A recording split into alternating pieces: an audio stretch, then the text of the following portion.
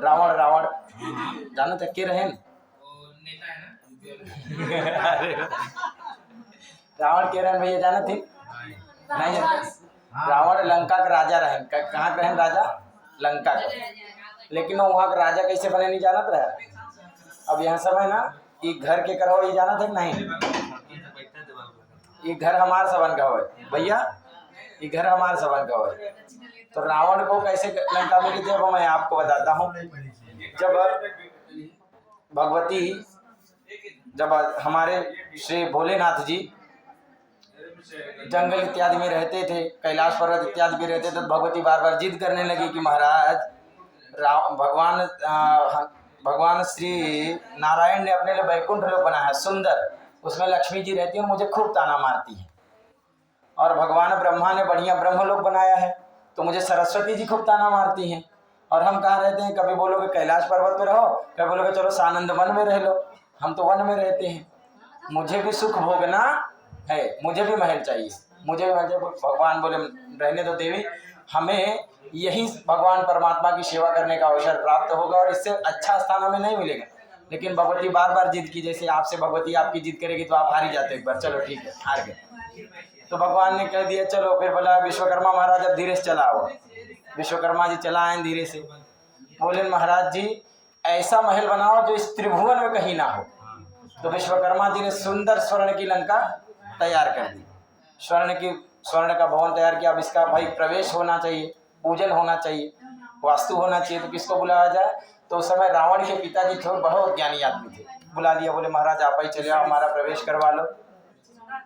महाराज जी चले आए बड़े प्रेम पूर्वक जैसे हमने आपको बाहर निकाला वैसे उन्होंने भी उनको बाहर निकाल दिया गणेश जी की पूजा करा के बस महाराज अब बाहर हो जाए बाहर हो गए। कन्या का पूजा जैसे हमने करा उन्होंने भी करवा दी चलो भाई कन्या से मुक्त हो गए। आपने पूछा ना बालिका से कि भो देवी मम नूतन गृह प्रवेशामि तो भगवती ने बोला हाँ ठीक है प्रवेश कर लो। लेकिन अब यहाँ ब्राह्मण से भी पूछना था तो भगवान ने पूछा कि महाराज आप प्रवेश की कुछ दक्षिणा ले लो और हमें घर में प्रवेश करने तो बोले महाराज कुछ दक्षिणा मत रहने दो आप मत दो आप भोलेनाथ का मैं सेवा करा रहा हूँ इससे बड़ा कोई सौभाग्य की बात है नहीं। लेकिन भगवान ने कहा नहीं महाराज कुछ ले लो नहीं तो मैं बिगर कुछ दक्षिणा दिए प्रवेश का फल मुझे प्राप्त नहीं होगा। भगवान के बार बार कहने पर उन्होंने मना कर दिया कि रहने दो। लेकिन बाद में बोले नहीं महाराज कुछ तो लेना पड़ेगा।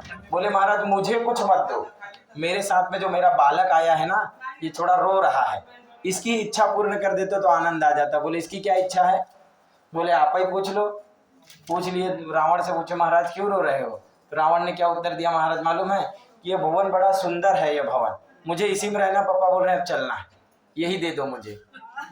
तो रावण को ये भगवान ने दान कर दिया और भगवान ऐसे प्रवेश किए फिर ऐसे बाहर निकल गए। तो भगवान ने विचार किया कि ये तो सतयुग है सत्य का युग इसमें छल कपट नहीं होता है परंतु कलयुग के ब्राह्मण तो स्टैम्प पेपर बैग में लेके घूमेंगे। हाँ एक एक स्टैम्प पेपर आप जैसे प्रवेश के लिए हाँ ये लो सिग्नेचर मारो और घर में प्रवेश करो यहाँ से बाहर चले जाओ। तो भगवान ने विचार किया तब तो गृह प्रवेश ही नहीं होगा हमारी पूजा ही नहीं होगी तो तकलीफ हो जाएगा। तो भगवान ने कहा हम उनके यजमान के सामने 3 ऑप्शन रखेंगे। कितना 3। पहला रावण के जैसा हम जो मांग ले वो आप दे दो अगर मैं ये घर भी मांगू तो आप तुरंत दे दो स्टैम्प पेपर पंडित जी लेके बैठे जेब में तुरंत दे दो। दूसरा आप इतना दे दो कि हम प्रसन्न हो जाएं महाराज जी प्रसन्न हो जाए हाँ बहुत दे दिए महाराज।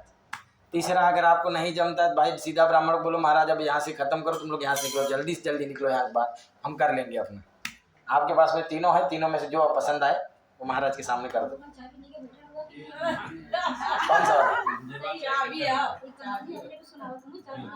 कौन सा वाला सही में दे दो महाराज चाबी ले लो। हाँ चाबी संकल्प हो रहे महाराज। हाँ ब्राह्मण का पूजा करेंगे। हाँ आचार्य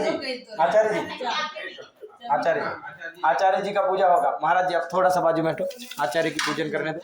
महाराज जी आप बगल में हटेंगे।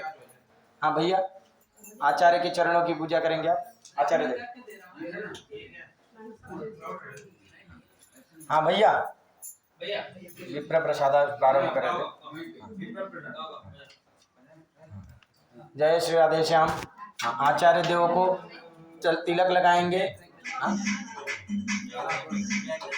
ओ विप्र प्रसाद धरणीधरो विप्र प्रसाद कमलावरो विप्र प्रसाद अधिदारो विप्र प्रसाद कमलावरो विप्र प्रसाद धरणीधरो विप्र प्रसाद कमलावरो विप्र प्रसाद अधिदारो विप्र प्रसाद मंगलावरो विप्र प्रसाद